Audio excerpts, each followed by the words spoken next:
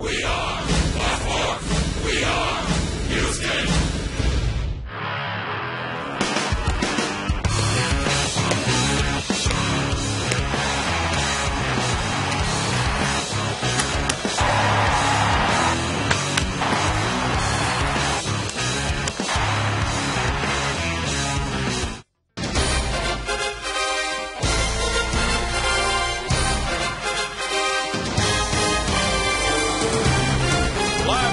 Park in Houston, Texas. Fox Sports Houston brings you Houston Astros baseball. Tonight, the 8th game of the homestand finds the Astros meeting the Milwaukee Brewers. Good evening, everybody. Bill Brown and Jim DeShays, a whirlwind of activity around the Astros, and now a first baseman about to make his major league debut, J.D. Well, under the category of making their Astros debut, Jay Happ came in and just pitched brilliantly last night. So tonight a debut for young Brett Wallace, taking over for Lance Berkman at first base, 23 years of age, first-round pick of the Cardinals in 2008. Tremendous credentials as a college player at Arizona State and a very good hitter throughout his minor league career at AAA Las Vegas this year, hitting .301 with 18 home runs, 24 doubles, and 61 driven in. He's in the lineup tonight and last night. As J.D. mentioned, it was Jay Happ leading the way for this rotation. Tonight, the Astros put their second lefty in the rotation up against the Brewers. Hard-hitting crew, Wandy Rodriguez against Dave Bush next.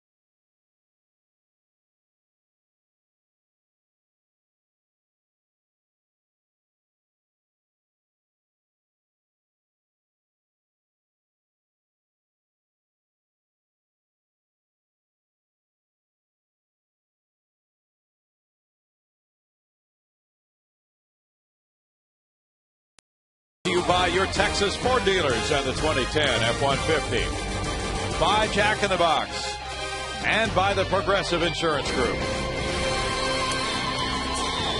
It has been a sizzling day outside, and sizzling certainly on the trade front too. The Brewers and Astros getting set for the second game of this series. The Astros are 4-3 on this homestand.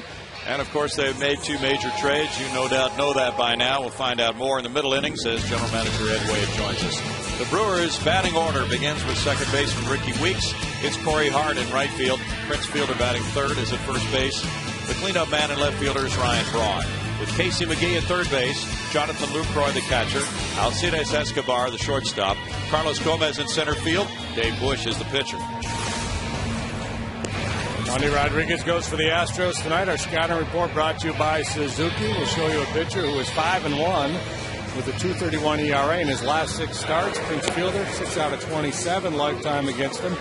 But Corey Hart has been very good, 13 for 31. Defensively, the Astros have a little bit of a different look tonight. Carlos Lee gets the night off. Jason Michaels been swinging a hot bat. He's in left, Warren and Pence cover center and right. And our new face over there at first base, Brett Wallace, making his major league debut. Lance Berkman dons the pinstripes. 23 years old from Marin, California, and Arizona State. Bud Norris picked him up at the airport. They go back to high school days, competing against each other in Northern California. And he also goes back with Jason Castro. First pitch is ball 1 to Ricky Weeks, a very powerful leadoff man with 67 runs batted in. He has 22 homers and a 276 batting average for Weeks. 407 against the Astros. He led off the game last night with a double to left center, going 1 for 3 with a walk. J. Happ making his Astros debut last night. 6 innings of 2-hit shutout baseball. Astros starters overall have been on a real nice run lately. They certainly have. They have a 1.36 ERA over the last 5 games, 2.56 in the last 24 games. Wandy 6-6 against the Brewers. This fly ball goes outside the right field line, back into the seats. 2-1 to Ricky Weeks, trying to become only the second leadoff man to have 100 runs batted in a season. Aaron Erstad of the Angels did that in 2000. Weeks is on a pretty good path to do that. He's 4th in the league in total bases right now. Taking, and it's ball 3. 3-2. J. Happ did a marvelous job last night of enticing the Brewers hitters to swing at high fastballs. He struck out 6 in 6 innings in his Astros debut. Curveball tap, and Wandy can't get it. It trickles behind second, and that's a hit for Ricky Weeks. A little too tall for the pitcher, and then it just snaked up the middle. Now Weeks is a threat to run. A bit tougher with a lefty on the mound. Jason Castro has done a real nice job shutting down the running game. No chance to make a play here. Wise decision just to hang on. Brewers started last night double walk, Weeks and Hart. So J. Happ was faced with a little bit of an early crisis. First 2 men reaching, but nothing to it. Punch out, fly out, ground out. He worked his way back to the Astros dugout. Corey Hart, big numbers against lefties. Overall this year hitting .289. 0 for 3 with a walk in last night's game, but certainly this 1-2 punch packs about as much power as any you can find in the National League. Each of the top 2 with 22 long balls. And Weeks with 67 runs batted in. Hart with 70. I wonder if Ken Maka has considered tweaking his lineup a little bit, especially against lefties, because the guys that follow, Fielder and Braun, have really struggled against left-handed pitching this year. Well, the numbers would indicate that that's worth a thought anyway. Hart's hit .419 against Rodriguez. This one goes to left field. That's looping in for a hit. Fielded by Jason Michaels, and the Brewers start the way they did last night. First and second, nobody out. Yeah, got a little Roberta Flack theme developing here. Killing Me Softly. Ground ball, chopper up the middle, and a little flare off the end of the bat. So Prince Fielder, with only 46 runs batted in, comes up. Lefty on lefty here with a .257 average. 24 homers for Prince. He was 0 for 4 last night. And he's hit .167 against Houston pitching. Fielder looks at ball 1.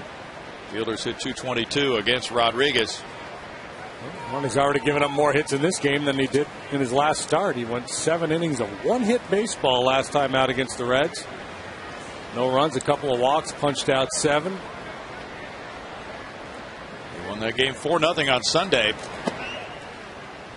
2-0. Then the Astros picked up a second shutout of the week last night, 5-0 over the Brewers. Now Jason Castro out to talk it over. Well, the Astros are 4-3 against Milwaukee. And Wandy really had it going on Sunday. It's a good lineup. And recently, his last 6 starts, he has been masterful 5-1 with a 2.31 ERA in the last 6 for Wandy Rodriguez.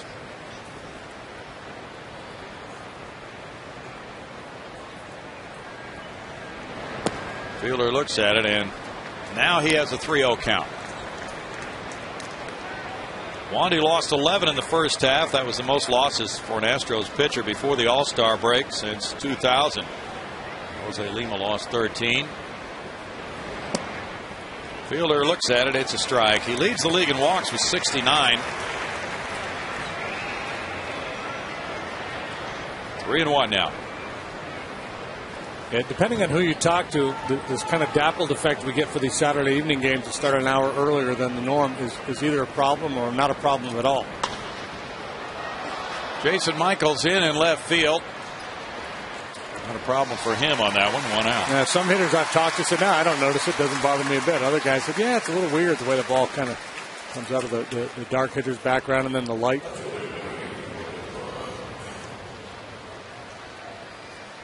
I think the key is when the shadows move across the path between the mound and home plate. That's where the bigger issue comes, is where the ball will pass from light into a dark shadow.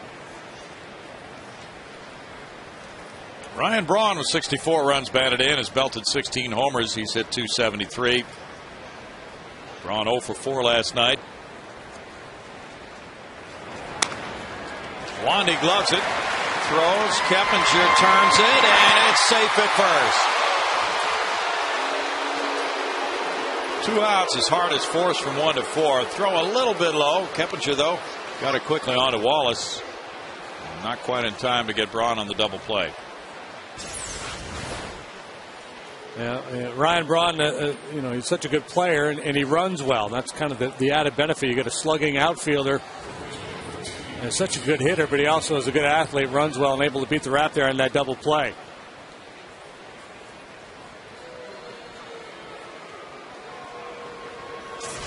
That could be big because it gets McGee to the plate, and Casey's driven in 58 runs this year. With a .276 average and 14 homers, he's hit .429 against Houston.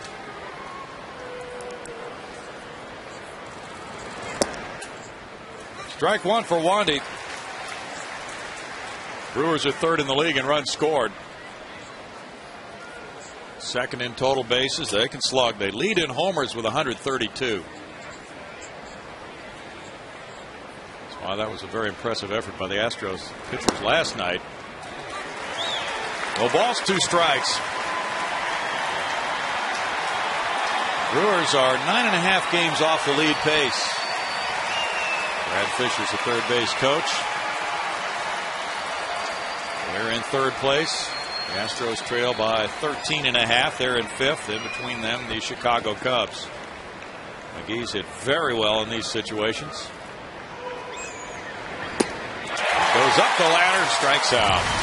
No runs, 2 hits, 2 left. Escape act for the Astros lefty du jour, just as last night worked out. For Milwaukee, nothing, and Houston coming up.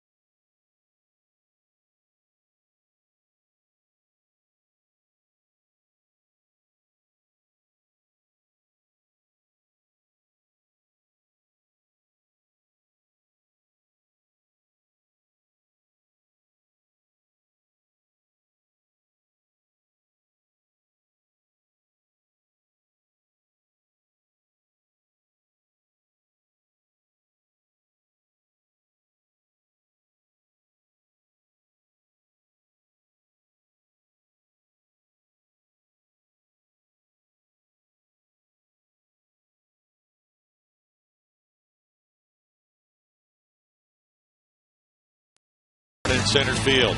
Then it's Angel Sanchez at shortstop, with Jeff Keppinger batting third at second base. Hunter Pence, the cleanup man's in right field. Jason Michaels plays left field with Brett Wallace at first base. Chris Johnson's at third base with Jason Castro, the catcher, for Wandy Rodriguez.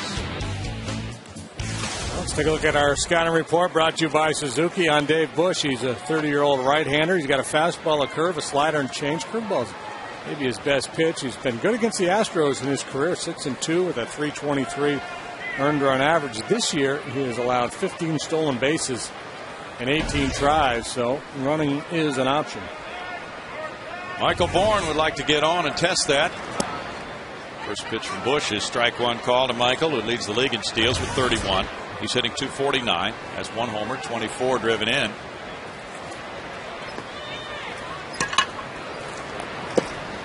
Bush is up with a fastball, and the count goes to 1 ball, 1 strike. Michael 0 for 4 last night. Casey McGee even with the bag at third. Prince Fielder also even with first base. And the looping curve stays up. It's 2 balls and a strike for Bush with 5 wins and 8 losses. And he's had a few starts that have been just awful. Other than that, he's been fine. Last one was a good one against Washington. He won that game. 3 balls and a strike. He gave up just 2 earned runs in 6 innings on Sunday with no walks and 7 strikeouts.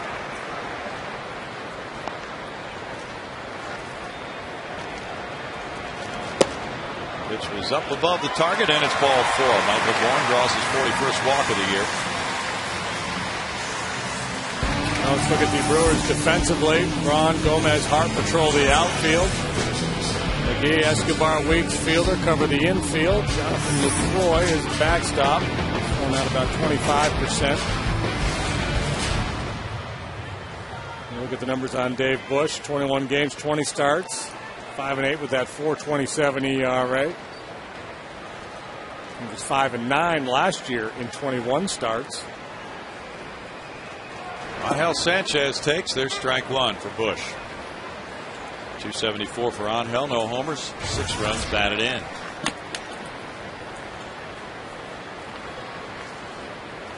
He's hit .200 on this homestand, going 0 for 4 last night. Starting for the 18th time at shortstop in the last 20 Astros games. Bourne tracting a throw there. Michael's been caught 8 times in 39 attempts.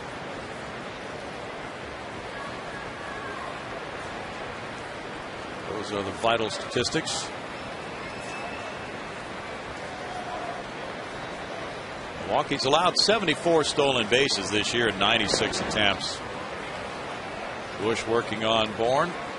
This is Bush's 3rd start against the Astros this season. He got a no decision in Milwaukee and then a loss in Milwaukee on June 30th against Wandy Rodriguez. Wandy won that one 5-1, and Wandy put down a suicide squeeze bunt along the way. The go-ahead RBI. Bourne takes off. Here's a throw from Lucroy. Now nearly in time and on through into center field, but there was a tangle there at second base, and Bourne holds on with the steal, his 32nd of the year.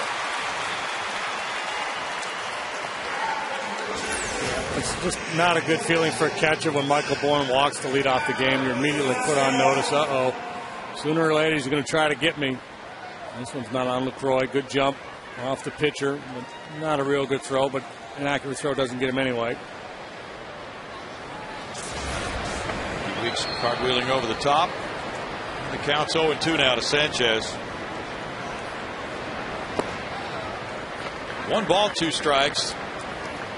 Brewers have a 4.87 ERA from their starting pitchers. Juan Pierre leads the majors in steals. Carl Crawford is second, and his buddy Michael Bourne ranks third. Rajay Davis.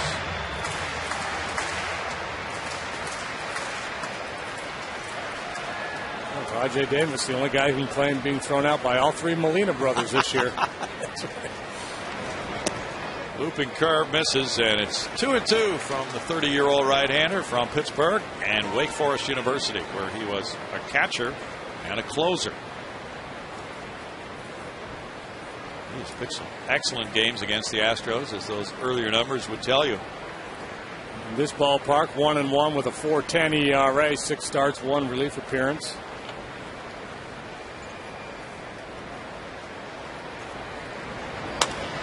Poke toward right field, and Sanchez gets one in. Michael Vaughn around third to make it 1-0 Houston. RBI single for Sanchez. Good job of going with that pitch.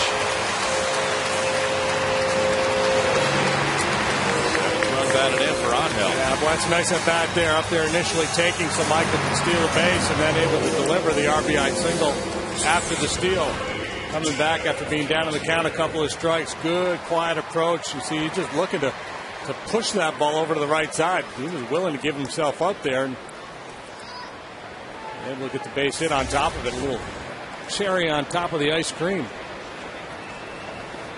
Jeff Keppinger bats third again tonight with Lance Berkman in a Yankee uniform. Strike one to Keppinger, 287, 5 homers, 35 runs batted in. Keppinger's hit well in this homestand, 6 for 16 with a homer. At least it's a soft landing for Lance. He has to face Matt Garza coming off the no-hitter. Boy. Keppinger inside out, line drive to right. He was on all 4 times last night, 2 walks, a single, and a homer. And now he reaches first time up.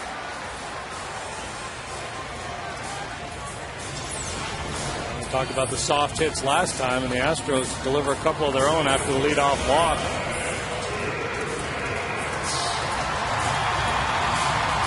That's 6 straight plate appearances. Keppinger has reached base. He's on for Hunter Pence. 6-game hitting streak for Hunter. He sat out last night while Jason Michaels had a good game in right field. 274 for Hunter, 15 homers, 52 runs batted in. It's a 400 hitter off Dave Bush. 8 hits and 20 trips. One of those hits a long ball.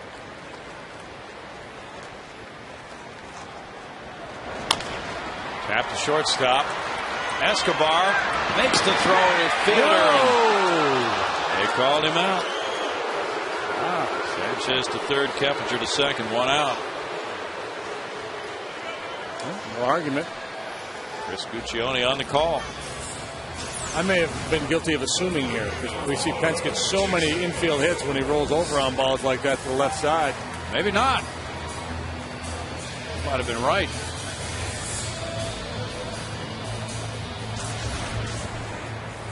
Very close play. Now Michaels.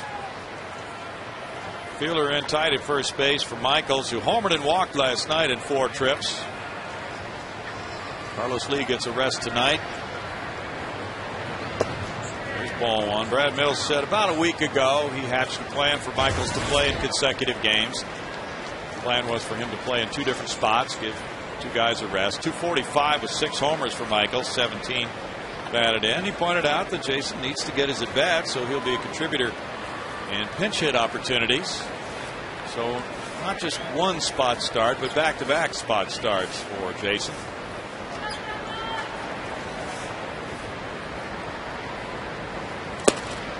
It's smart to give him those at bats, 1, and then 2 to do it back-to-back so you can tell the guy, look, don't go into tonight's game thinking that this is your one chance. You're going to get 3 or 4 ABs. So I'm going to give you tonight and tomorrow. So relax, because sometimes bench players will tell you when they get that start, they press a little bit because they really want to take advantage of that opportunity, and there might be a tendency to chase some bad balls. Good point. Brett Wallace is on deck. Interesting if he comes up with the bases loaded with a 2-0 count here. And Michaels unhappy at himself for swinging. He convinced himself he was going to get a fastball there on 2-0. Tried to check when he recognized slider, but it was too late. So Bush way more with the slider than the curveball tonight. He's got both. So far he's shown the slider, the fastball slider combination for the most part. Doesn't look like he trusts his curveball here of the few that he's thrown.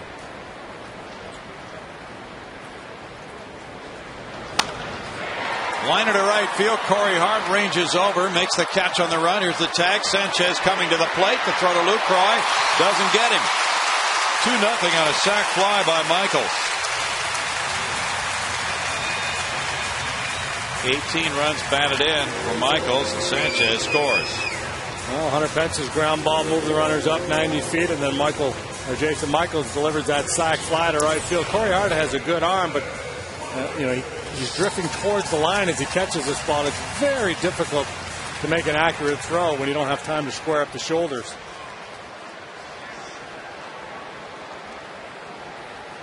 Sanchez home with the second run. Now the major league debut at the plate of Brett Wallace.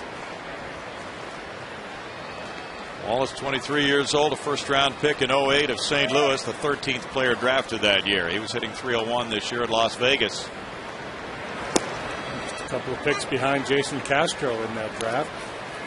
And a couple before his teammate in college, Ike Davis, who's now doing big things with the Mets. Davis was the first baseman there at Arizona State. Wallace, the third sacker. And Mike Leake, the young phenom for the Reds, was on the pitching staff. That's a pretty good college club. Oh, yeah, it is. Wallace was with the Toronto Blue Jays, and he was obtained in the trade for outfielder Anthony Gose, who was a part of that Roy Oswalt deal. Tough pitch. You could feed a family of 4 off this kid's leg for the better part of a month. This dude has got some strong legs. Check it out. It's like Earl Campbell. He's been in the Matt Holliday, the Roy Halladay, and the Roy Oswalt trades already. He's 23 years old.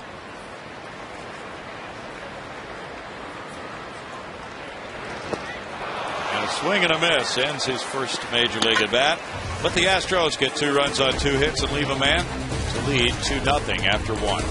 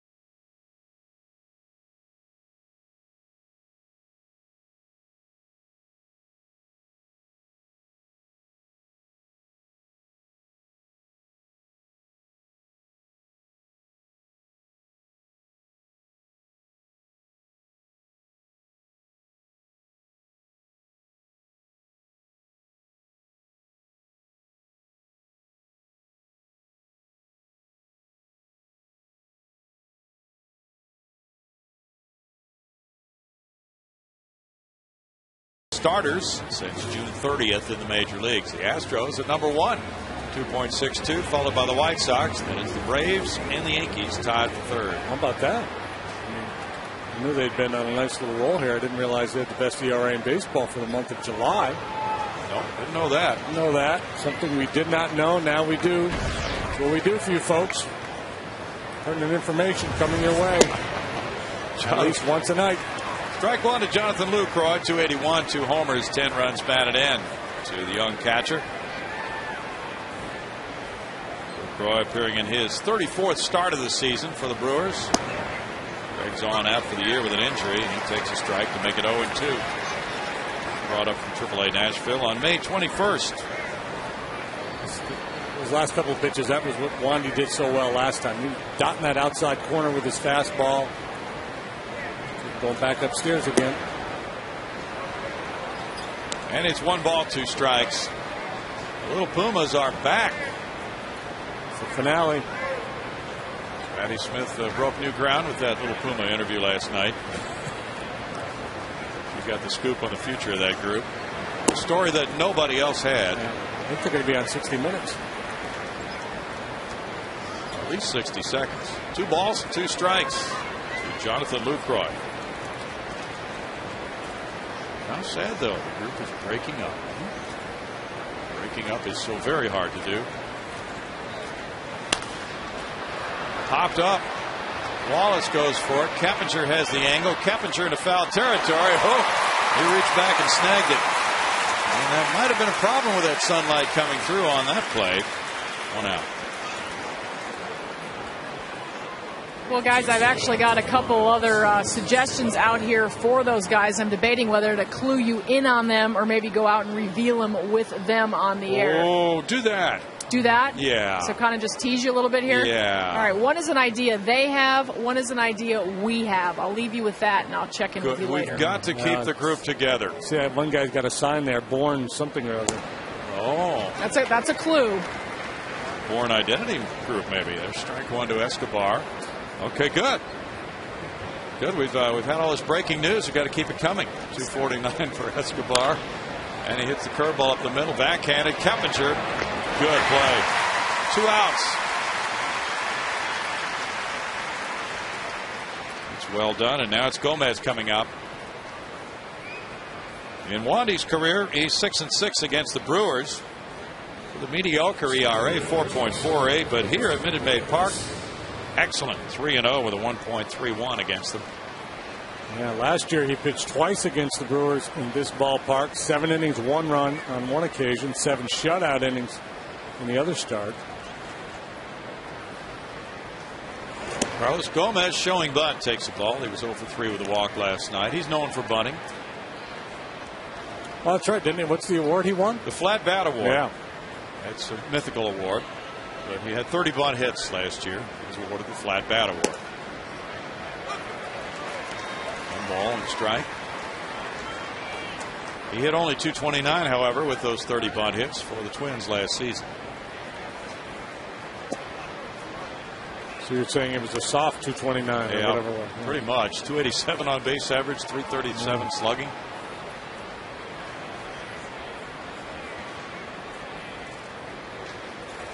It's going to become of all those Puma paws. They're available, they said, in the interview last night. Could be washing their cars with them. Lance Berkman had a conference call with the Houston media today. It was a good session. Talked about his feelings about the trade. Strike 3 call. Gomez caught looking. Second strikeout for Wandy Rodriguez. 2-0 Astros.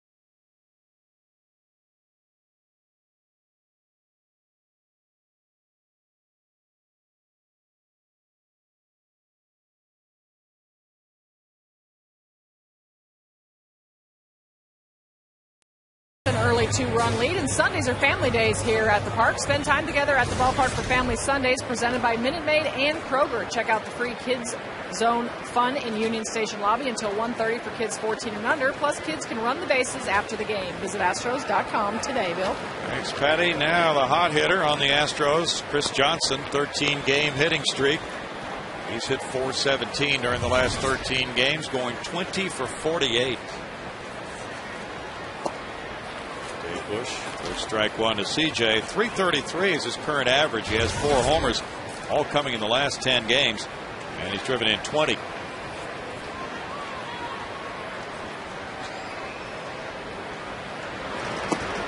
There's the big slow curveball. Yeah, again he missed with it. It's 1-1. CJ unloaded a 3-run bomb last night to right field. Falling off that pitch a little bit, instead of catching the outside corner, drifts inside. The slider works for a strike, and it's 1-2. He really gives you a pretty good mix of pitches. He's not a real hard thrower, 87 to 90 miles an hour. He gets a little run on the arm side, gets some movement in on the righties. 2 balls, 2 strikes. Chris Johnson has really done well. Tied his career high with 3 runs batted in last night.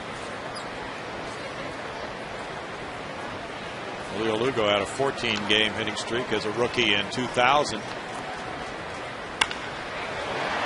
Off the glove of the shortstop Escobar, and we'll wait to see if this is a Chris Johnson knock. He takes a big turn at first. Sharply hit ball. Yeah, that's got to be a knock. Terry Poole has the club record, a 17-game rookie hitting streak.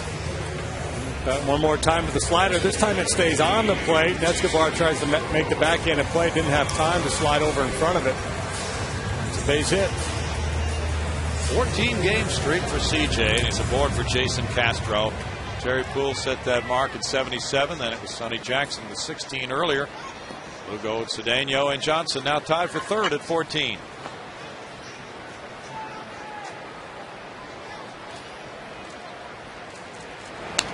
Castro fouls at strike one to Jason, a 179 hitter, 2 homers, 4 runs batted in. Good aggressive hack right there. Dusty's hitting .291 off Dave Bush. Right-handed hitter's .281, so no appreciable difference. He's allowed 15 home runs. Lance Berkman hit a fly ball to right fielder Matt Joyce at Tampa Bay in the top of the first inning for the Yankees. Tampa Bay leads the Yankees 1-0 after 1. Berkman hitting second tonight and DHing. It's 1-1. The Yankees. It's just, you see, we need this, we need that. Let's go get Berkman. We'll pick up Kerry Wood. Austin Kearns would be good. Let's get him. Pretty good spare parts.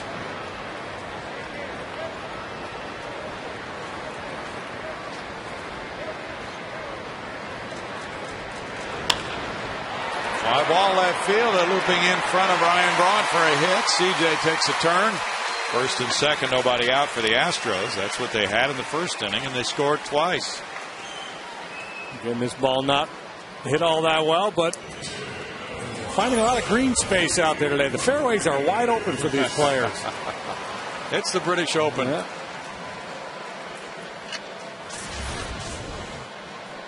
That's 4 hits already for the Astros, and Wandy Rodriguez has a chance to sacrifice 2 runners along. Apparently, Lance Berkman will be hitting second for the Yankees. He said in the conference call that was the plan.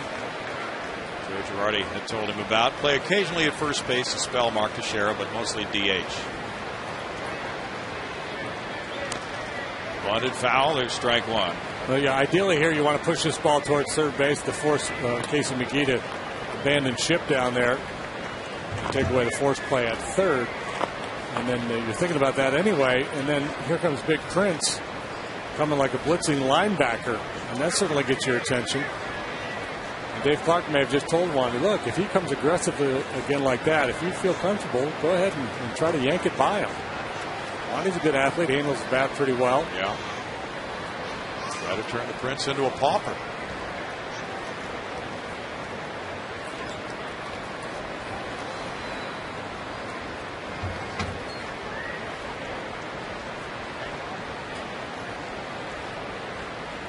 Astros will leave tomorrow on a 6-game road trip to St. Louis and Milwaukee.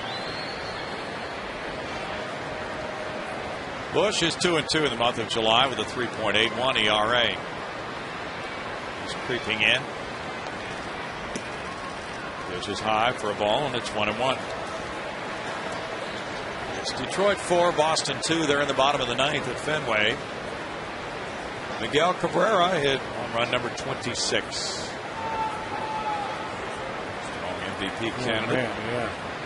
Monster year.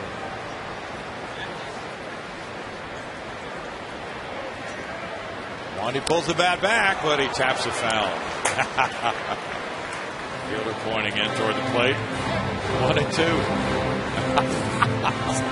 Good. I'm good. I'm good.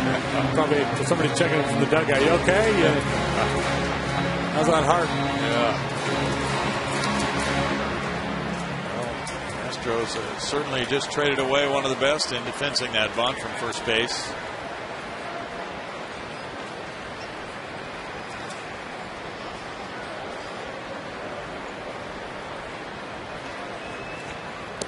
He missed it and struck out. 1 out.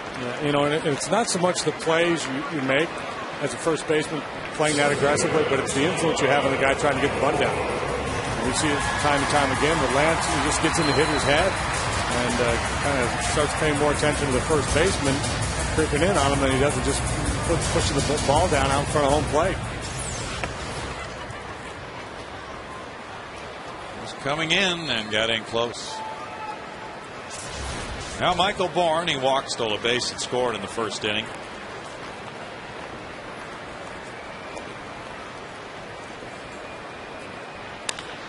Fly ball to left center. A long run for Braun, and that one hops the wall. We've got a tag team here. Johnson and Castro. Castro stops, throw to the plate. Johnson scores. Dave Clark did it right.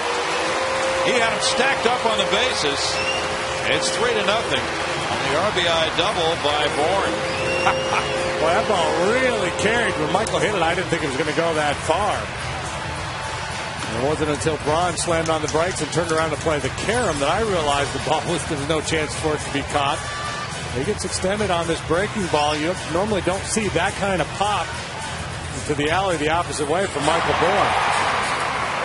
Chris Johnson was in the same mode. He thought maybe there's a chance that ball was going to be caught. Jason Castro had taken off from first base. He had a pretty good read on it. And smart base running there, holding Castro. Very much so. Now 3-0. Runners at second and third for Sanchez. And you're trying to wave one guy and hold another. That's some real body language there. He got after it. And then the stop sign. Not you. Not you. Castro got the Dave Clark 5.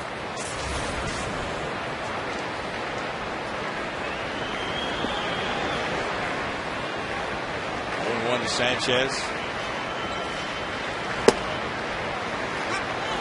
No balls, 2 strikes. Temperature's on deck. That was a great replay showing you the real dilemma of the third base coach in that situation. You got to worry about 2 runners at the same time.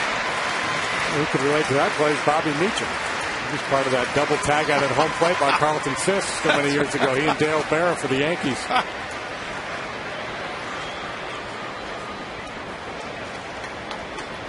As it turned out, the throw was wide. It appeared that both runners could have scored, but who is going to know that at the time of the decision? And Maka's club trailing 3-0.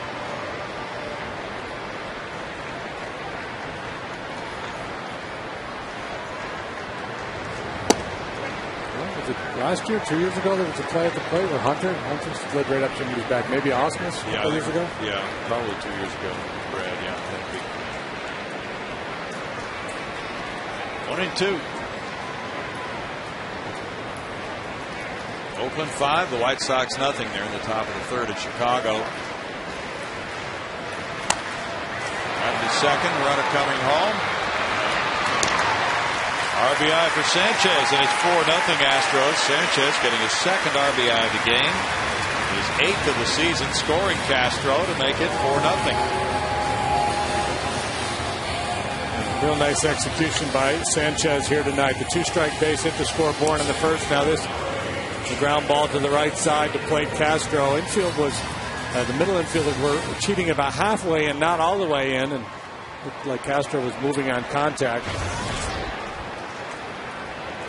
Keppinger single to right his first time up. He's a .288 lifetime hitter against the Brewers. This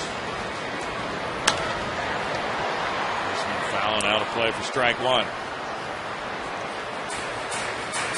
Washington got 3 in the first and leads the Phillies 3-0 after 1.5. Joe Blanton on the mound for Philadelphia. Well, Oswalt not only lost the game last night in his Phillies debut, but he was thrown out at first by the right fielder. No balls, 2 strikes. Ross Detweiler's pitching for Washington tonight. Eric Detweiler. He's their closer now. They traded Matt Capps. I'm guessing it's going to be Storing. Okay, yeah, that makes sense. 1-2. You have to reassess all these teams now after the deals. Storing or Clippard, I guess. Yeah. Tavia Dotel has moved on to the Dodgers. So if you're a fantasy guy, this is time to pick up maybe a new closer. Maybe so. I assume Evan Meek gets that job in Pittsburgh. Probably. So they've got Joel Hanrahan over there as well. He's closed a little bit in the past. And the Pirates traded Dotel, but they picked up Chris Snyder, the catcher. Dodgers also got Ted Lilly and Ryan Theriot. It turned out to be a very busy last few hours of the trade deadline. Lined over shortstop, hitting to left to make it 5-0 Astros. Keppinger's 2 for 2. He reaches for the 7th consecutive plate appearance and gets his 36th run batted in. Well, you mentioned Dave Bush having a few very bad starts, and other than that being pretty solid. This is shaping up like one of the former 2 starts ago. He gave up 10 runs, only 5 were earned, but 4 innings, 9 hits, 10 runs. Had a 7th run game in the 3rd of an inning in Minnesota back in May. In those 3 awful starts, he's allowed 19 earned runs in 8 innings. In his other 17, he has a 2.96 ERA. Under pitch, grounded out to short. I think it was Lou Piniella that had the theory. Throw out a pitcher's best 4 and worst 4. Okay. And then that's what you got. You know, because everybody's capable of dialing it up, having a big game. And, it's his theory anyway. Well, that's some merit. Yeah. 43 pitches into the game. Bush has thrown 29 strikes. He trails 5-0.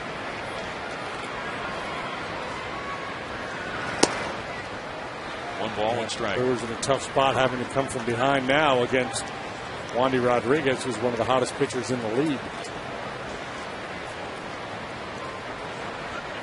Kansas City 1, Baltimore 0. They're in the last of the 3rd in Kansas City. Mitch Meyer hit his 4th homer.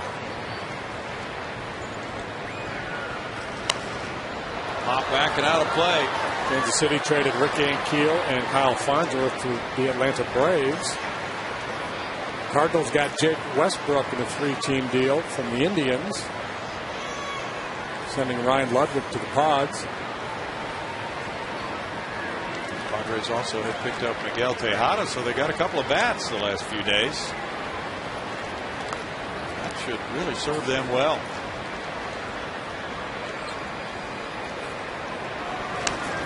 Foul back. Seemed to be fortified. They didn't give up a whole lot off their major league club. There are the trades that you might have missed today. Gary Wood going to the Yankees. They've had Jabba Chamberlain problems there.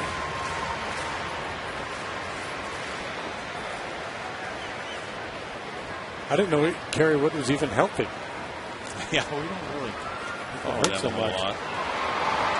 And the Chad Qualls deal to Tampa Bay, probably a case of Jim Hickey thinking that he could reignite the best in Chad Qualls, which he had here. Yeah, Chad had just a brutal year for the Diamondbacks.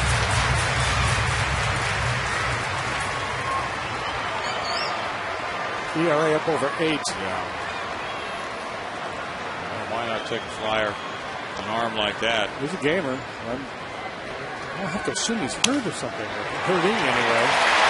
That's into left field, and Hunter Pence finds a hole. A 7-game hitting streak now for Hunter. Astros just packing away. 7 hits already for the ball club. Jason Michaels following. It's not as if they're bashing the ball off the walls, but it's just one of those nights. And now Michaels, who hit the sac fly to right, tries to deliver again. Fred Wallace on deck. Batting average for the Astros slowly climbing the last 10 days or so. That's a bullet. What a play by McGee. That's one of the hottest shots of the night for the Astros, and it turns into out number 3. Houston settling for 3 runs on 5 hits in the second inning, leaving 2, and it's 5-0 Astros.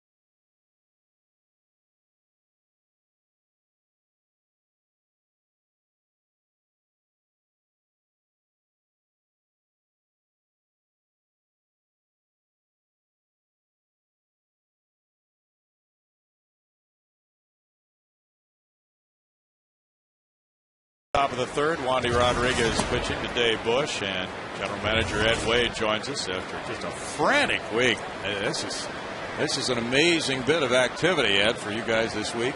Yeah, I think it's been a good couple of days for us. We did a lot of work to try to get to the point where we got to over the last couple of days, and it's difficult from the standpoint of the players that we gave up in the deals that we made, but at the same time, I think it took us in the direction that we need to go. And then you told us today at the press conference that Brett Myers has been talking with the Astros about a long-term deal. That was a bit of news as well. Yeah, we had approached Brett about the possibility of extending the contract before the trading deadline because we did have a lot of interest in him from other clubs. And David Godfrey did a terrific job, the assistant general manager, working that through. And we're pretty close to the finish line on something. Hope the last couple of steps take place maybe as early as this evening, and we'll be able to announce that. But we're excited about being able to use him as our anchor here. So, obviously, Roy and Lance have had good long careers here. Fan favorites. Drayton has been a guy who's been hesitant to move those kinds of guys. Did you have to kind of sell this to Drayton? Well, obviously, I think it goes without saying that the impact that both those players have had, not only on Drayton as the owner of the club, but our fans and everybody associated with the organization, is pretty significant.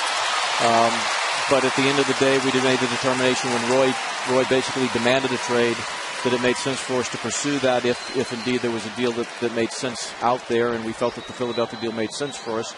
In the case of Lance, we sat down and determined that it was unlikely that we were going to exercise the option for next year at the end of the season, in which case then he would be a free agent. We probably would not offer him salary arbitration because of the magnitude of what the numbers could be, so we wouldn't get any draft pick compensation. So knowing that the end was probably coming at the end of this season, if we had a chance to get some players in return, that seemed to be the appropriate thing to do. And in Mark Melanson, we've got a bullpen guy who can help us as early as this year. And the kid Johnny Paredes, Jimmy Paredes, that we think has a chance to be a frontline everyday second baseman at some point. He's still at A-ball, but he fits the profile of the types of things we're trying to do within the organization, whether it's through the draft or international signings or trades, to try to build enough surplus depth to get that core nucleus coming from within. Sanchez with a grounder from Hart. And we'll be back with Ed Wade in just a moment with the Astros up 5-0.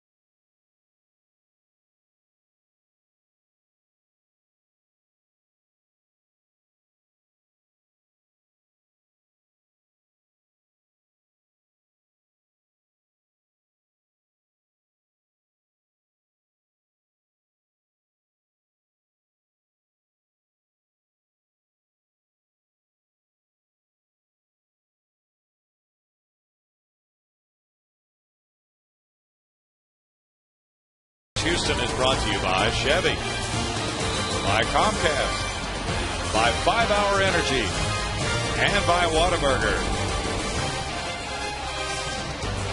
Fresh food going out and a good ball game to digest as well. It's 5-0. The Astros have piled up early hits and runs. Now they come up in the third, and Ed Wade's going to watch Brett Wallace get his first major league hit right here. That's the prediction, Ed. Jim DeShays has already ruled him a bust, so hopefully he can redeem himself here in some fashion. He's a quick evaluator. Ed sat down and I showed him. He struck out first time up. I said he's a bust. I'm a bit more inclined to maybe give him a little bit more time than that. It's funny because Barry Waters, our traveling secretary, said today that Brett came to him and said, "I'm a little confused. My hotel room is only for one night." And Barry had to tell him, "Well, that's because we're flying to St. Louis tomorrow." He didn't know what our schedule was. I said, Brett, I wouldn't do that to you. No worries about that. We won't make that determination in advance. It's a whirlwind time for him too. We were talking about Jay Happ last night, but same thing for this young man who reported to Round Rock and was there for BP but didn't play in the game last night. His head had to be spinning a little bit. I actually teased him. I placed the call to him last night to let him know he was coming, and I didn't tell him. I just said, Brett, when we made the trade yesterday, there were a couple of loose ends I forgot to talk to you about. And I said one of the factors that we have to talk about is whether you feel comfortable traveling a little bit more to come and be our first baseman tomorrow. And the reaction was as you would expect. He was very much in favor of extending himself a little bit further. You've had him on your radar screen for a while, haven't you? Yeah, we've talked about him in the past. We saw him coming out of the 08 draft. He actually was originally coming to us through the Philadelphia deal itself, but it boiled down to if we had done it directly through Philadelphia, we would only have gotten Happ and Wallace. As it turned out, we took Gose and Villar and then spun Gose off to Toronto by himself for Wallace, so we netted 3 players in the deal versus 2. The kid, we had Jack Lind, our scout, sat on him for 4 or 5 days in Las Vegas, and and all he did was hit line drives all over the place and confirm what our other people had said about him. So, despite the fact that he's 0 for 2 right now, we think this kid's got a chance to hit 300 in the big leagues for a long time. We're throwing a lot at him in a short period of time, but we think he's prepared for this opportunity and will take advantage of it the same way Chris Johnson and Jason Castro have so far. Yeah, we're talking about complex dealings here right before the deadline. This is not something that happens in a week. You've really got to have all your homework done way in advance on deals like this. Our pro scouts do a terrific job from the very first day of spring training. They're out in spring training coverage, and then they've got coverage. We've got we'll finish the season with over 25,000 scouting reports in our computer system. We'll see just about every professional player, and when you start talking about getting close to the trading deadline, we've got guys going out getting second and third looks at players. We supplement the coverage with guys like Doug Brocail and Matt Galani, Enos Cabell going out and sitting on a certain player for a specific period of time. And you do a lot of fire drills, but you've got to be prepared for the flurry of calls and the volume of conversation that takes place over the last the month of July, particularly the last couple of weeks. Hard work, but there has to be an element of fun to this too. Is there a lot of adrenaline going on at this time of the year when these deals are on the cusp and you're not sure if you're going to be able to pull a trigger or not, and you're waiting for that other club to come back? Okay, we'll throw this guy in, and boom, you got your deal. It's peaks and valleys. You get excited. You think you're close to getting something done, and it disappears on you, and you get down, and you think, well, nothing's going to materialize, and then all of a sudden there's a flurry of 2 or 3 phone calls, clubs that you hadn't heard from before on a certain player, and you get reinvigorated. And then, when we got the Oswald deal where we thought it was to the finish line, there were still a lot of moving parts because we needed Roy's permission to make the deal because of the no-trade clause, and there were concessions that he was looking for from Philadelphia. In the case of Lance not only had a no-trade clause, but it was also a 10-5 player. So yesterday at 3 o'clock carried as much relevance as today at 3 o'clock because of the 10-5 rule that's in effect, where he's got 24 hours to make up his mind. So, yeah, there's a lot of moving parts. There's a lot of adrenaline. There's a lot of sleepless nights, and I'm looking forward to tonight. And I'm not going to St. Louis with you guys, and I will not be in the office on Monday. And I've cut my cell phone charger into tiny little pieces. Well, if that had not gotten public about Roy's request to be traded, where would you be right now with that situation? We probably, in all candor, Bill, where we are as an organization, we probably would have had to explore the same way I said. We had substantive conversations on Brett Myers possibly moving. We had inquiries and dialogue about Wandy Rodriguez. We didn't want to move Wandy. We didn't want to move Myers if we could get him an extension done. But it behooves us, where we're trying to get to at this point, to explore just about anything that has the potential to move us in the direction that we need to move. I said in the press conference today that it's sort of like turning a battleship. It takes a long time, and we haven't cleared all the choppy seas yet. We're going to have some tough times along the way here, but in the end, we think we're building the type of depth and headed in the direction that will allow us to get back to where we want to be, and that's to get good and to stay good and have sustained success. And sometimes it takes a little bit of time to get all that done. There was a reported huge amount of cash exchanging hands in these deals, going from the Astros to the other clubs. Without that amount of money, obviously the quality of prospects you're getting in return would not be as high. Yeah, just about any deal of where there are significant contracts, there's cash traveling in these deals. You've got to get commissioner's office approval on anything that carries more than $1 million in cash, and I would have to think that not only in our deals, but in a lot of these deals, the commissioner's office has been deeply involved in all of the discussions. That said, we are taking significant dollars back, but it still has created not having Roy and the potential of Lance on the books for next year. It has created some flexibility that we hope that we're going to be able to use during the offseason to do something that continues the process forward to get to where we need to be. How sold are you on Chris Johnson at this point? I mean, do you feel comfortable? Have you seen him play enough now where you go, okay, he's our guy? Yeah, I still have to see a little more. Well, you always want to see more. You never want to annoy anybody. You want every young player's got to prove himself and reprove himself over and over and over again. The points that were made to me by our development people all along the way is that it takes Chris a while to get his feet on the ground at every level that he plays at. And we saw, despite the fact that it was sort of a choppy start in September last year when he came up for a brief period of time, and a little bit of fits and starts here when he was with us early in the season, you could see him making incremental progress. And when he got back here this time, it was a lot better. And frankly, I think that this is an area where Jeff Bagwell's really played a big role. He's communicated very well with this kid and made some adjustments and got him to trust himself a little bit, recognize when he's getting out of whack, and keeping him on track. And he's got big-time power and can be a very, very good player. Do you have another half inning to spend with us, Ed? Sure, as long as we keep winning. We have more questions. It is 5-0 Astros.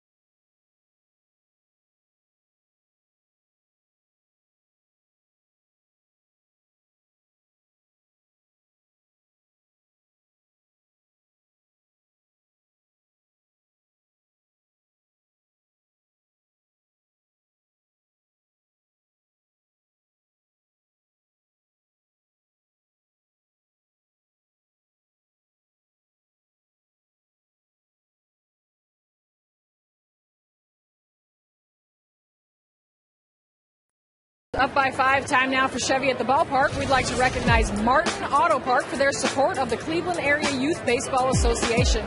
For more information on Chevy's commitment to youth baseball, visit ChevyTexasBaseball.com. Bill? Thanks, Patty. With General Manager Ed Wade here with the Astros leading at 5-0 now. We head to the 4th inning and talking with Ed about the Astros deals and now the future of the organization. Obviously, a much younger ball club on the field right now. Now we enter the period in which teams routinely place their players on waivers. You can still make deals if those waiver processes are followed through to a club maybe claiming, and then you make a deal with that club, or somebody passing waivers, and you can make a deal that way. The fielder getting a hit to center field. So it's not as if you shut everything off, but do you have some goals that you think you might be able to achieve through that process this year? Well, as a matter of course, we ask waivers on every player. The trade waivers, the way that it works, you ask waivers on a player. If the player gets through, then you're not restricted by the fact that the July 31st deadline is passed. If a player is claimed, you can either allow the player to go through waivers to the club that claims him, or withdraw the waiver request, in which case you can't trade the player until the end of the season. So as a matter of course, we'll try to get everybody through waivers. If we get as many players as possible through, we'll continue to have dialogue, and if there are ways that we think we can make deals that move our process forward, then we'd certainly be open to do that. Strike one to Ryan Braun in this 5-0 game, but now with 3 lefties in the rotation, at least for now with Wesley Wright. It's a different look to this starting rotation. And Myers has been so solid all year long. He would be a good number 1 man for next year. Well, that was our thought, that without Roy here, we're going to need an anchor, no matter what the composition of the rotation is, particularly if it's young. And adding, having a Norris, having a Paulino, now having Jay Happ here.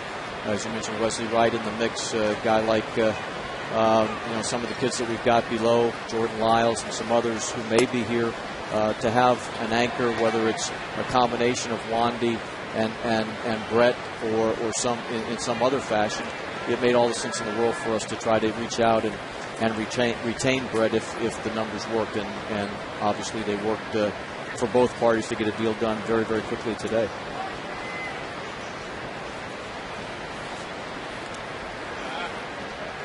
Bounces up there to Braun. Where do you project Lyles? When do you expect to see him in the big leagues? It depends on who you talk to and how frustrated we get. We'd like to buy as much time as we could. There are people in our organization who have seen a lot of him who think we could bring him up here today. But I've got to remember that he's only 19 years old and has a very bright future ahead of him. And right now we don't have to do that. And it's sort of like having a lot of new toys at Christmas time. You want to reach down and play with all of them, but you can't just grab and discard. You've got to make sure that you bring a guy up at the proper moment, and hopefully it's the proper moment, and he's not overwhelmed by his surroundings. Castro and Johnson have handled this very well. We're sure that Brett Wallace is going to handle it very well. We just want to be careful that when we do bring Lyles to the big leagues, that he's as prepared as possible for the challenges that exist here that certainly don't exist at the minor league level. Wallace started his career as a third baseman, has made the move over to first base now. What are you hearing about him defensively? He's got some corners to turn, some rough edges, but he's got good hands. And again, I talked about the impact that Baggy's had on Chris Johnson from the standpoint of offense. We've got a guy that really knows how to play the game at first base, and Baggy who can work with him. I was teasing Baggy before the game. I said the first baseman's already trying to suck up. He's got the same hairstyle as you. Now all we need is that beard from back in the day growing, and he'll really be right in line with them. But we think this kid's got good hands, and he needs some work with his footwork around the bag, but nothing that is of great concern. And with the bat, he's going to play here, and he's going to be very, very good. Brad Mills genuinely excited about working with these youngsters, and you knew he would be. But he took over a different club, and now this change on the fly, it seems to have a lot of people here energized to have younger players. Well, we hope so. Performance will rule the day. It's got to be about how you play on the field. But I talked about how excited. I've talked about extensively how excited we were to hire Millsy and then see the way he operated in spring training and the way that he's handled everything over the course of what has been a very disappointing season. Just validates what we felt at the very beginning as to what Brad was going to bring to the table. This guy's done a terrific job. And frankly, the struggles that we've had so far this season, I don't think any of that falls in his lap. I think he's done everything to prepare the club, to prepare the staff for every single game. And there's nobody who cares and is as dedicated as Millsy. I think he's done a terrific job, and I think these kids are really going to benefit having a guy like him sitting there in the manager's seat. Well, and the thing that kind of amazes me is going through all the losing, struggling the way they did. Not once did you get a sense in the clubhouse that anybody was pointing fingers. Nobody was complaining about the manager, how he's handling things. Guys weren't chirping, and it's kind of everybody kind of stayed together. Continue to work hard. It's by and large, I think it's the effective, honest communication that Millsy's brought to it. You see him; he doesn't prop himself behind the batting cage for the entire BP. He's around the field. He's talking to players all the time. He's talking to guys in the clubhouse, having individual meetings with players, and some group meetings, some big meetings. But there's a constant flow of information and communication. The players don't get caught off guard with regard to days off or days in the lineup. He's letting them know well in advance, and they know that he's got their back, and he hasn't thrown anybody under the bus. In his post-game comments, he's going to get frustrated with some of the things that have happened over the course of the season, but he's handled them in a professional manner where players haven't gotten embarrassed because of the way the manager has reacted to some of the things that have happened negatively. And he's genuinely excited, too, about the teaching role now that becomes more a part of his job with the younger players, and he's from that background, so it's in somebody's blood, as you well know. Yeah, no, there's no question that he would love us to be the vintage Red Sox that he came from when they were winning World Series and defeating the evil empire and all that stuff under Terry Francona as his bench coach. But at the same time, I think he recognizes that this is a chance to grow a group of guys who have a chance to get there, and he knows we're dedicated to try to give him the best club we possibly can. Luke Perot with a fly ball, and Michael Bourne has it. And with that, Ed, thank you very much for being on with us. I appreciate it. Thanks very much. Good. Thank you.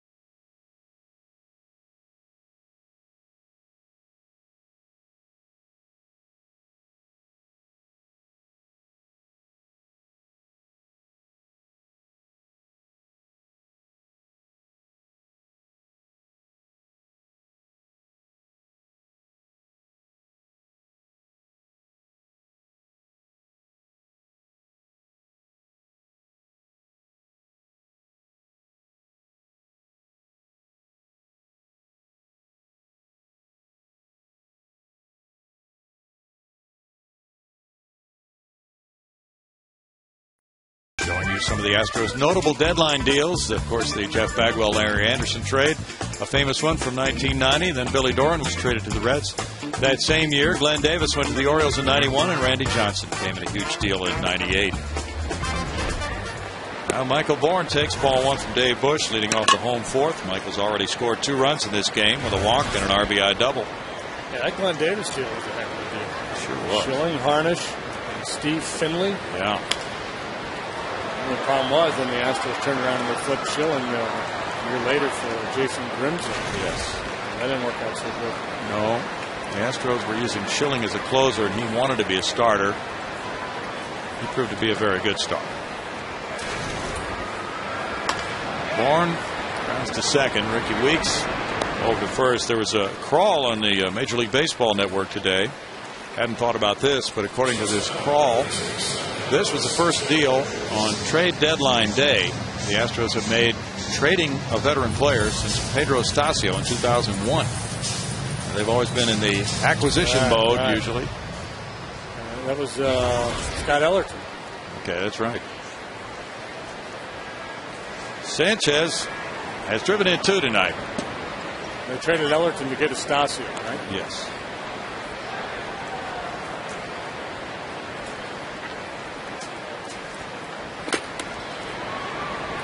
They traded Doug Henry, I think, in 2000 to get Scott Lineberg.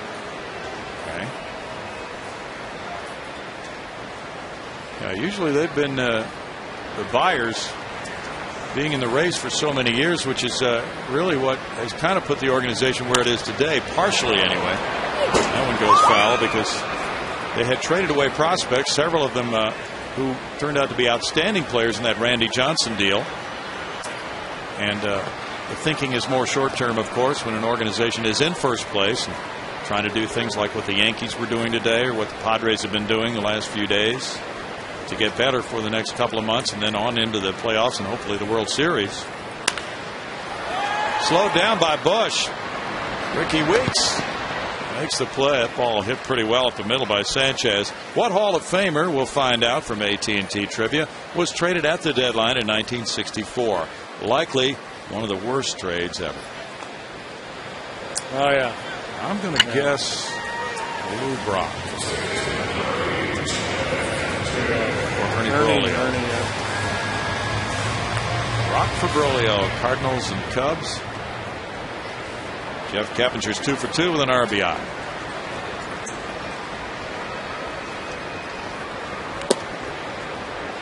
And it's strike one, but the other part, let's see the AT&T Trivia answer now. See if we got it. Brock for Broglio. Brock going to the Cardinals, Broglio to the Cubs in 64. These trades can really energize the clubhouse of a contending team. When really good players arrive in those deals. 1 ball, 1 strike.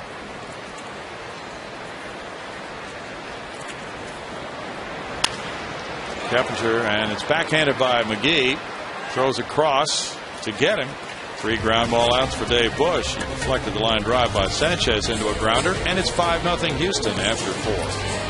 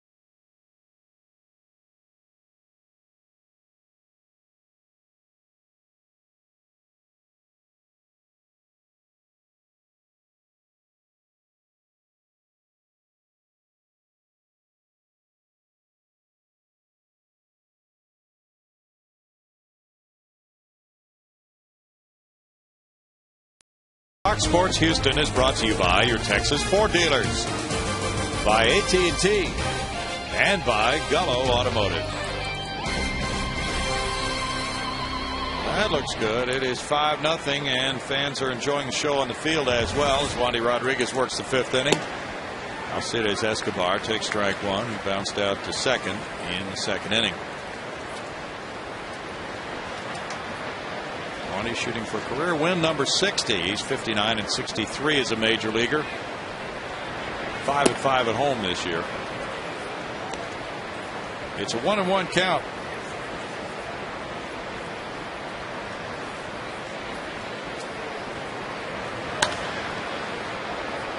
Foul ball goes out of play, and it's 1-2 to Escobar. We have some breaking news here from Minute Maid Park. We take you live and direct to Patty Smith. Well, I am out here. It's not quite breaking news yet. As promised, I have got a lot of unfinished business out here with the Little Pumas. Of course, the breaking news was that they are going to go to Bourne's Cougars, thus being able to keep the suit. However, this hasn't been determined yet. For an update on this situation, some of the latest possibilities, let's see what we got here. This is the first I've been hearing about it. I don't know about this whole Barnes Cougars thing. No, I'm just kidding. Yeah, we've been having a couple people throw some ideas to us as what we can do. Since Lance Berkman is no longer part of the Houston Astros, what we can do to maybe keep it going. We've heard Barnes Cougars. We've been coming up with some ideas of our own, including something with wands and pencils. But as far as the actual Pumas go, no, we're done. This is it for us. This is our last game. All right, they're not being very clear. Pencils. They're going to dress up like pencils, maybe for pens. They've got magic wands for Wandy. They got a lot of great ideas out here, so we're willing to take some input from the fans. You could probably send in your message to Greg Lucas. But Kevin was one of the original founders, and Kevin, I know it was important for you to come back tonight and sort of pay tribute to Lance. Yeah, absolutely. I mean, I haven't been able to make it to a lot of games. I've been working out of town. I was really glad Ernest told me they're going to come do one last game. We kind of left the reins with him while Bob and I left. So they said they're going to do one last game so I can make it down, come to the game one last time. So I'm glad to be able to wear the suit even though Berkman's not here. At least one last hurrah. And also, I've been told some of the other things you came up with the suits. I've got one suggestion to hang one of them up next to Biggio's number. And you told me you're going to keep yours? I'm going to hold on to my suit. A lot of the guys here are going to hold on to their suits. Sherwin says he's probably going to sell his on eBay. He needs the money. In fact, if you want to sponsor him, we'll pay a 1-800 number here shortly. All right, guys. Well, we will keep you updated here on some of the possibilities. One of the other ones was the Castros. Astros, and the word Castros, dress up in sort of military with an Astro star. So they're mulling these things around. We're willing to take suggestions, but these guys are not going to leave the ballpark anytime soon. They're just trying to figure out their destiny, guys. We like it, Patty.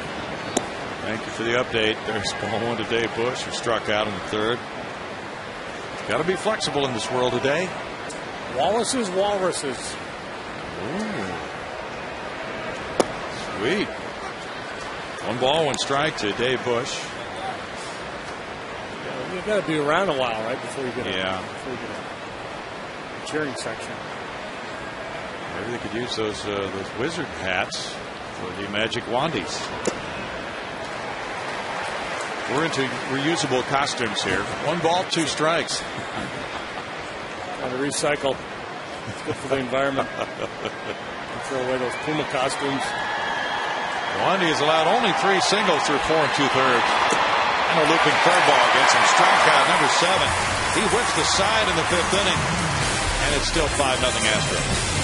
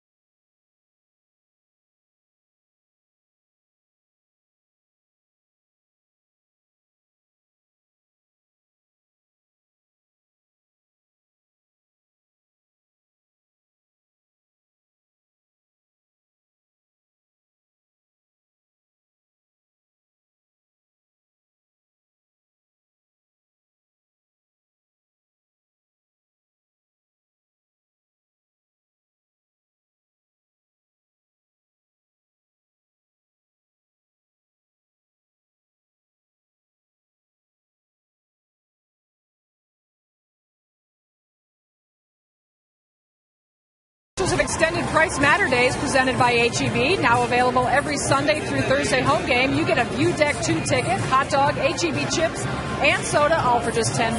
Or upgrade to a field level bullpen box seat for only $10 more. Just visit Astros.com for tickets today. Bill?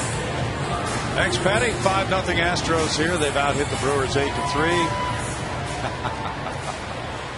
Well, the Big Puma talked today on that conference call about going to the Big Apple. He's looking forward to it. He's not worried about the pressure of playing in New York. It's a new challenge for him. Hunter Pence is 1 for 2. Obviously, a sad time here for fans who have followed Lance Berkman for so many years. He's been such a good player and such a good guy in the community. But as Ed pointed out, it likely was going to end at the end of this season anyway. So the trade allows him to go to New York, his chance to be part of that playoff push.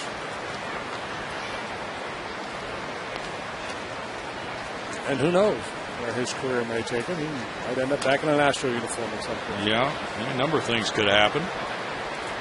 1 ball, 2 strikes to Hunter Pence. Dave Bush staying in this ball game despite giving up 5 runs in the first 2 innings. But some of the balls were looping hits, some were ground ball hits.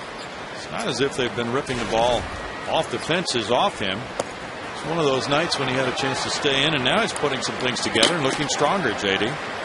Yeah, absolutely. Gave up a base hit in the third to Chris Johnson since then. Has not allowed a base runner.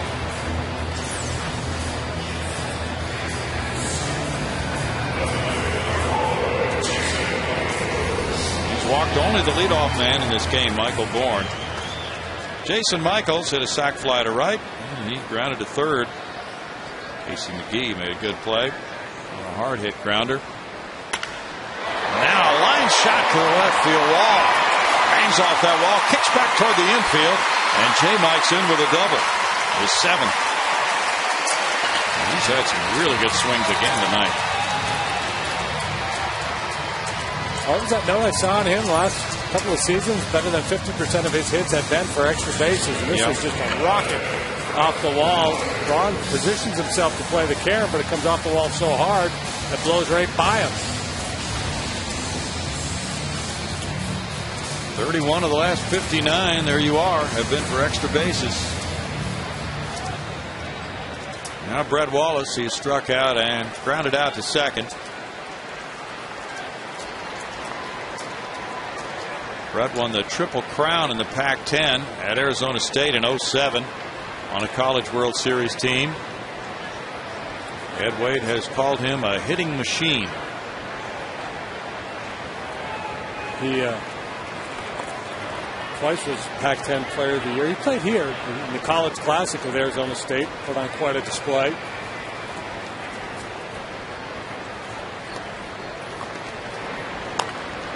Little tap. Lucroy throws high off fielder's mitt. It's backed up by Weeks, and Michaels holds it third. Lucroy had plenty of time. Yeah, a situation there where Lucroy hurried to throw and did not have to. Brett Wallace's parents there watching. So that's one thing Brett did. He's a real strong hitter, but he didn't run well. And he had plenty of time and just overthrew the ball, really tried to load up his mom and dad. Yeah.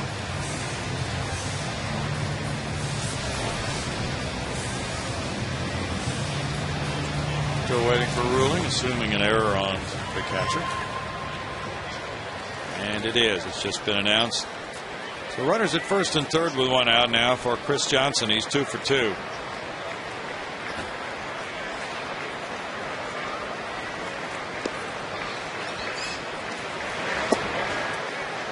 Strike 1.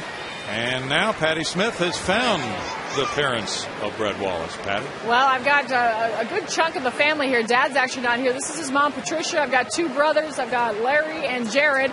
And each and every at bat, it just seems to be getting a little bit better. He's on. Yep, he is. I think the nerves are settling down and stuff, so hopefully. What's this last couple of days been like for you? Tell us about the call and how exciting it was for you guys as a family and for him. Well, getting the call from him saying, first of all, he got traded to Houston, and then like a day later, he called and said he was being sent up. It was just so exciting. It's a dream come true. It's what they work all these years through college and Little League and everything for. So it's amazing for him to be here.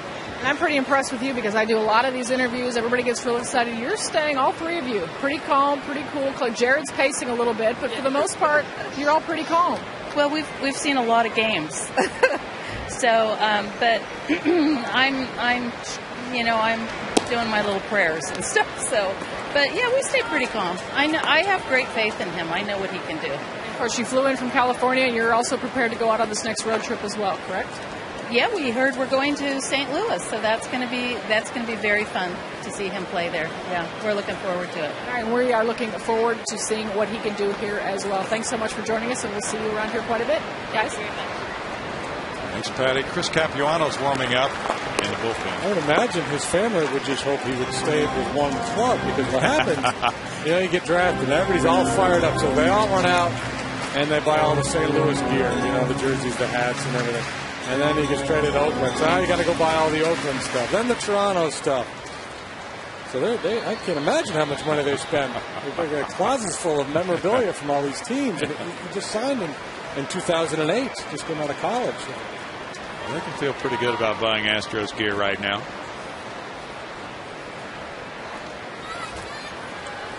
Pitch Tracker is brought to you by Jexa Energy.